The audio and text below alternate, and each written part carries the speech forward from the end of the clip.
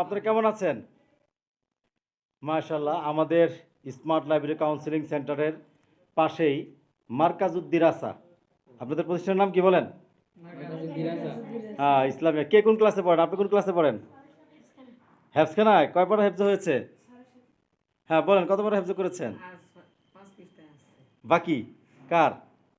মাশাআল্লাহ, আপনার 5 পৃষ্ঠা বাকি আছে। আপনি আপনি কি পড়েন? হাফেজ হয়ে গেছেন আপনি? মাশাআল্লাহ, আপনি?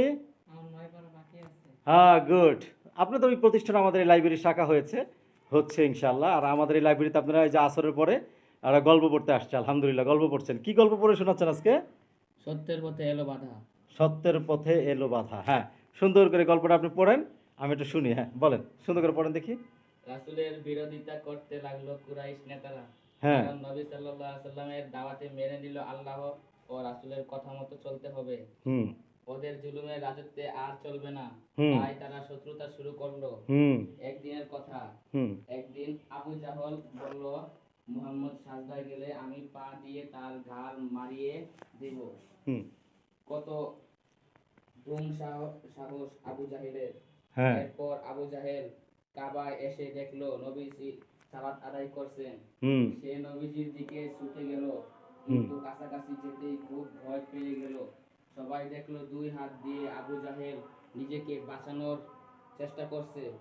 মুশরিকরা জিজ্ঞেস করলো, আবু জাহেল কি ব্যাপার, এমন করছো কেন? সে জবাব দিল, আমি একটি আগুনের গর্ত দেখলাম, এখানে বিশাল আকারের কিছু লোক দাঁড়িয়ে আছে, আর একটু এগালেই ওরা আমার হাত পা ছিঁড়ে ফেলতো। আচ্ছা, মাশাআল্লাহ, গল্পটা বুঝতে পেরেছেন? আজান দিয়েছে, আজকে আর সময় নেই, তবে আপনাকে বলে দিই, শোনেন। দেখেন আল্লাহর কি কুদরত। সে রসুলের উপরে অত্যাচার করতে চেয়েছে, অলৌকিকভাবে আল্লাহ ফেরেশতা অথবা আযাবের ফেরেশতা দিয়ে পাঠায় তাকে শাস্তি তার সামনে দেখাই দিয়েছেন। সে অলৌকিকভাবে দেখে সে তার থেকে বিরত রয়েছে। এজন্য আল্লাহর শক্তি সবচেয়ে বড় শক্তি পৃথিবীতে, ঠিক না? কার শক্তি বেশি? আল্লাহর শক্তি। এজন্য আল্লাহ যদি কাউকে রক্ষা করে, কেউ তাকে ক্ষতি করতে পারবে না, ঠিক আছে না? ইনশাআল্লাহ। তা আমরা এরকম মাঝে মধ্যে আসবেন, এসে গল্প পড়বেন, ঠিক আছে? এবং লিখে নিয়ে যাবেন, সবাই খাতা কলম নিয়ে আসবেন। আগামী সময় আসলে এই ঘোরা ফাঁকার 10 মিনিট দিলেই হবে, ঠিক আছে? জি, তাহলে আজকের মতো এখানে থাক। আপনারা মাদ্রাসে গিয়ে নামাজ পড়বেন এবং ক্লাসে পড়বেন। আসসালামু আলাইকুম। আপনাদের কেমন লাগলো গল্প?